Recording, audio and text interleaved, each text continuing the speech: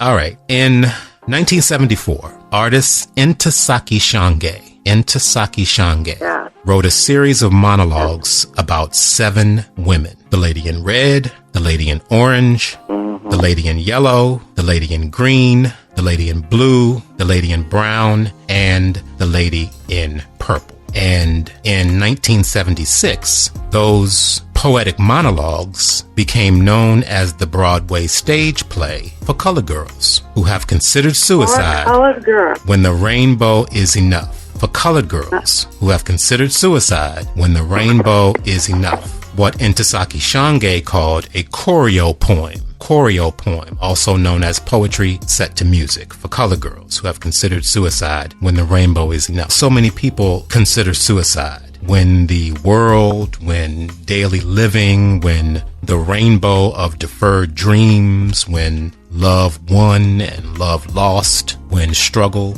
and challenge and confusion and complexity and crisis and disenfranchisement, when the bittersweet joy and pain of life just becomes too much for them. A gentleman who was born 93 years ago in Framingham, Massachusetts, to Italian immigrant parents. He was the editor of his high school newspaper and had plans to study journalism in college. Only his mother died of a heart attack, and his college plans were sidetracked. And he soon joined the United States Army Air Corps and became a military officer and a bombardier in World War II. And after leaving the military, he even became, for a while, an insurance salesman. And his life eventually brought him to the state of Ohio and to the city of Cleveland and to alcoholism. And on one winter morning, standing outside of a pawn shop in the most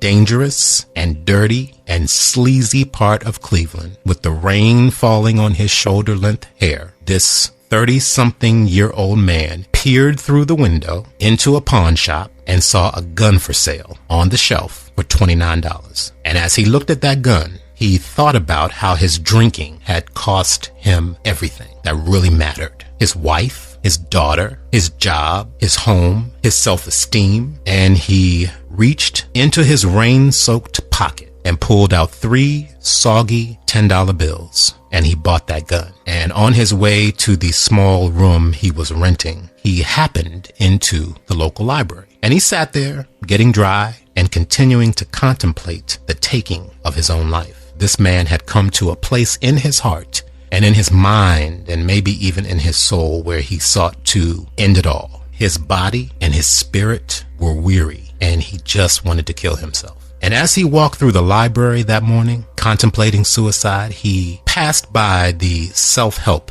section and he pulled down a few titles from the shelf, and he sat in a chair at a nearby desk and he began to thumb through those books in front of him. And something, some word, some phrase, some idea, some concept, some sentence, some possibility, some notion of an inkling of something more and something better, some indescribable and very real energy rose up in him, enough to keep him from killing himself in that hour. And so he visited another library on another day, and he kept reading. And after that, he visited yet another library, this time in another city, and he kept reading. And it wasn't long before he had visited libraries all across this country, and he had read hundreds of success books by many authors. And all of this reading and absorbing and studying and absorbing and researching and absorbing all of those positive thinking ideas found in those many books, the sum total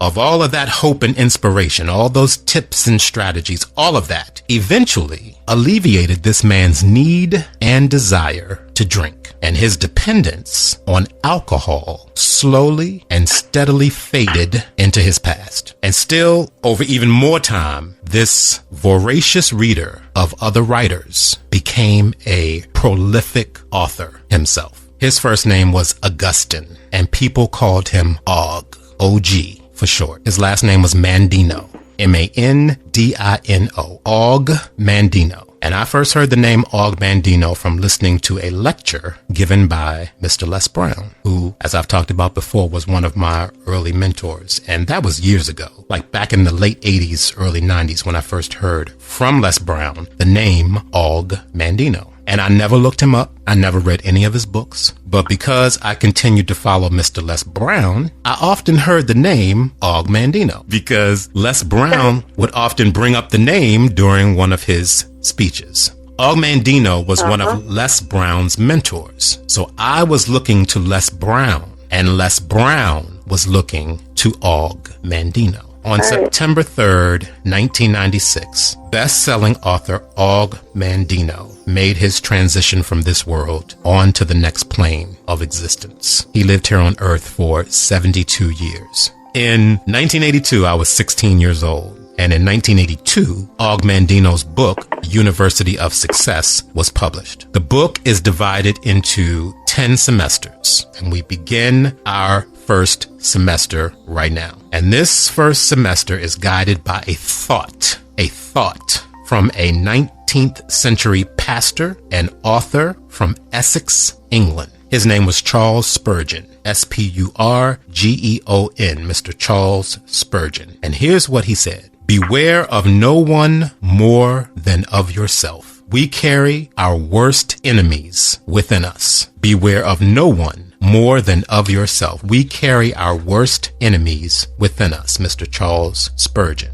Beware of no one more than of yourself. We carry our worst enemies within us. That is our guiding thought for this entire first semester. And here is lesson number 1. How to look back on where you have been. How to look back on where you have been is our first lesson. And our lesson 1 thought comes from a woman who lived here on Earth 92 years. And like Og Mandino, she was born in the year 1923. And while she was here, she wrote 10 nonfiction books, including the New York Times bestseller, Advice from a Failure. Advice from a Failure. Her name was Jo Coudert, author of the book Advice from a Failure. And here is her thought that guides our first lesson. In order to plan your future wisely, it is necessary that you understand and appreciate your past. In order to plan your future wisely, it is necessary that you understand and appreciate your past.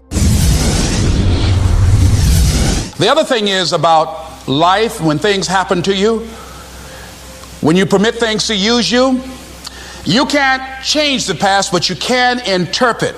You can reinterpret how you see it. For years, I was going around with a heavy load on my shoulders, feeling bad because I was adopted, doing interviews for adoption agencies and foster homes. And I was on television once, and I told these people in this particular interview that I was given away, my twin brother and I, when we were 6 weeks of age. A friend of mine, fortunately, was listening to the program. And she said, Les, I'd like to have lunch with you. And so I went over to see her. She said, when a woman carries a baby for 9 months, feeling that life movement in her, it's automatic and natural for her to learn to love that baby, to expect it to come here when she bears the pain to bring it into the world. Your mother, Mamie Brown, when she came in to adopt you guys, she didn't go through that process. She looked at whoever your biological mother was and said, I'll take him. You weren't given away less. You were chosen with love.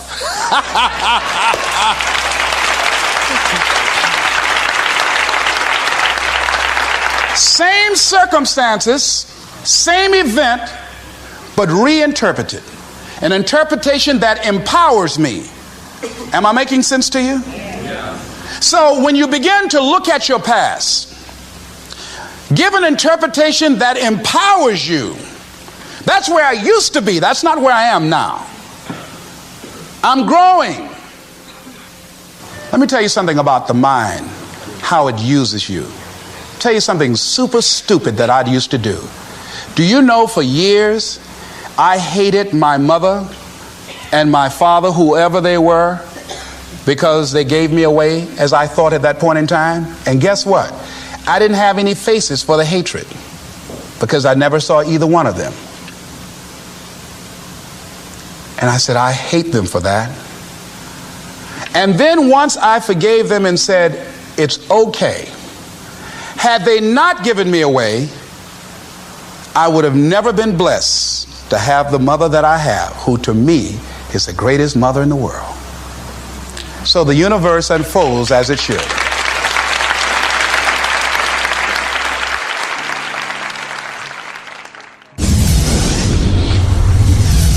We are born a baby, we turn into a toddler, we develop to walking, we expand into running, and as full-grown adults, we find our wings and figure out how to fly.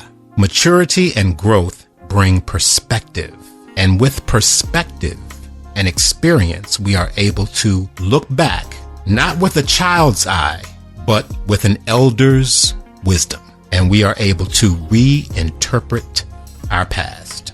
That's a key phrase, reinterpreting the past. Reinterpret how you see the past. And here's the point of the first lesson, how to look back on where you have been. Here's the point of that lesson. Reinterpret your past to empower you in the eternal now. Reinterpret your past to empower you in the eternal now. One more time. Reinterpret your past to empower you in the eternal now.